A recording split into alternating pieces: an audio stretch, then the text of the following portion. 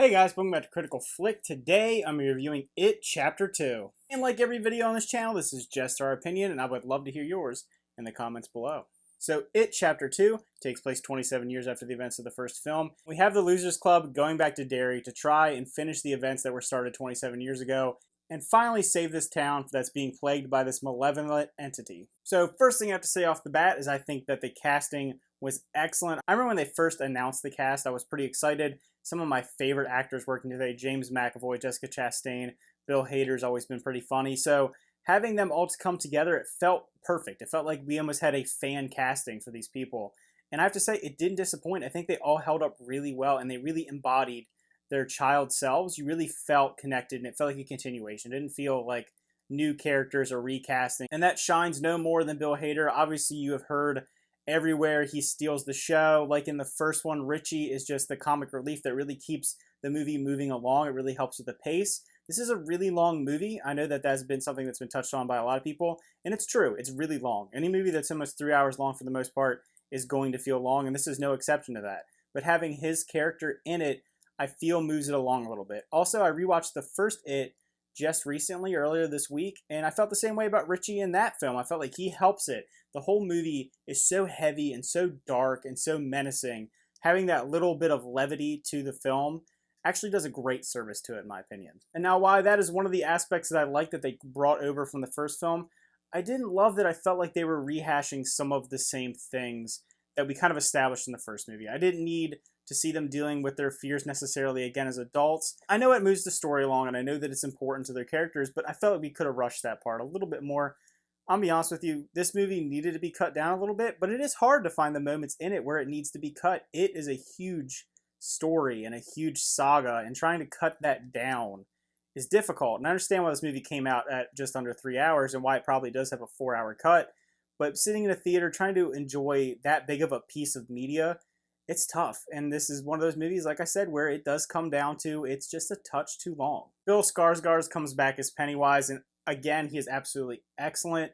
I do understand, being someone like me that hasn't really read the books, I was a little confused why Pennywise isn't in it more. He is such a draw. He is such an interesting character that him not being in it hurts it a little bit, but I know they're sticking faithful to the books, and the people that are really into the source material may appreciate that. But if someone is more of a casual fan of this story, I want more Pennywise. I'm gonna be honest with you, he's like a rock star of a villain, and he's so awesome and interesting and just terrifying while he's on screen that I just want more of that. I love it. Another character that comes back in this film is the character of Henry Bowers, and I remember rewatching the first one and just seeing how crazy and just horrible and terrifying that character was, and how hard, like, honestly, I think he was just gonna kill people, and it's insane. But then in this one, it doesn't hit as hard. It doesn't feel as compelling. His backstory doesn't feel as interesting like it did in the first film. So I don't know, that whole storyline felt a little flat for me. The one thing I will have to say about the fact that they kind of rehash things from the first film with them flashing back to being children and dealing with the same traumas and the same issues that they dealt with as kids is that, in a way, felt very compelling to me. I liked seeing these adults that are having to dig up these past traumas and deal with past events that maybe they have pushed down and try to avoid and try not to think about, having that resurface and maybe how that would feel. I mean, as a filmmaking standpoint, it may not be as compelling and interesting to watch something play out that you've already seen play out, but the fact that those characters had to deal with that adds a little bit more to the characters themselves. So I'm kind of up in the air about how I feel about it. This movie, on one hand, I thought was a really good addition to the first film. It really wraps everything up in a satisfying way for me, and I liked seeing all these characters come back. I love the acting. I just found it all enjoyable, but at the same time, something about it felt so lengthy. It felt so bulky and clunky compared to the first film, and maybe that's something that's hard to do. When you compare it to the first movie, I do not think it's as good as the first movie. Just watching it recently, it feels so tight. It's so tension-filled. You feel so connected to these characters. You're so worried for them. You're really pushing for them to defeat this. There's so much of a camaraderie and love and friendship triumphing, and having to redo that, I don't think has the same impact to me. I do think that they did work that out pretty well. You have them really reconnecting, and I think their whole relationship picks right back up. It doesn't feel rushed, like I said. You feel like you're right back in it with them. But just something about them as children is scarier, and it's so much more relatable. And then as an adult, it becomes, I don't want to say silly or anything like that, but it doesn't feel as compelling, to me at least. So if I were to rate this movie, I would actually give it a 7.5 out of 10.